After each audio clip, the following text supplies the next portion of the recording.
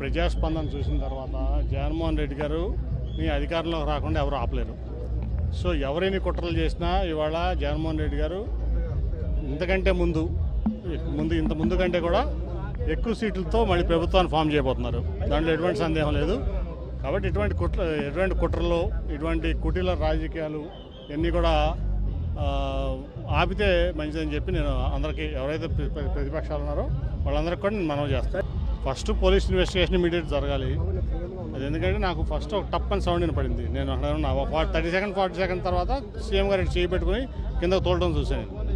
నేను ఇంకా ఇదైందనుకుంటే ఈ లోపు దెబ్బ వెళ్ళి పక్కనే వెల్లంపల్లి గారికి కూడా కంటికి చాలా తీవ్రమైన గాయం అయింది. ఇవాళ ఇది చాలా తీవ్రమైన పరిణామం, మామూలు పరిణామం అట్లాగే ఉంది కదా. ఇప్పుడు నేను అనుకుంటా ఏంటంటే, ఇప్పుడు వివేకానంద స్కూల్ ఉంది పక్కన, టార్గెటెడ్గా చేయకపోతే అది జరగదు.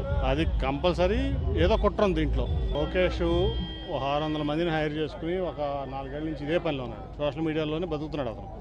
కాబట్టి అతను సోషల్ మీడియాలో ఇటువంటి పనులు చేపిస్తాడు, ఎవరి మీద చేపిస్తాను అలవాటు పడిపోయాడు అతను. సో ఇటువంటి దుష్ప్రచారాలు ఇటువంటివన్నీ చేయడం అతనికి అలవాటైపోయింది లోకేష్ అనే వ్యక్తికి. ఇది ఖచ్చితంగా కూడా ఇమీడియట్గా చాలా తీవ్రంగా పరిణమించి మేము ఇక్కడే కాదు, ఢిల్లీలో కూడా ఎలక్షన్ కమిషన్ మేము దాన్ని రిప్రజెంట్ చేస్తాం. ఆయన ప్రజాదరణ, జగన్మోహన్ రెడ్డి గారి ప్రజాదరణ వాళ్ళు ఎవరు కూడా తట్టుకోలేకపోతున్నారు. ఎస్పెషల్లీ విజయవాడలో తట్టుకోలేక ఈ ఓర్వలేక చేసినటువంటి పని ఇది. దాంట్లో ఎవరైతే ఉన్నారో దోషులను బయట తీయాలి.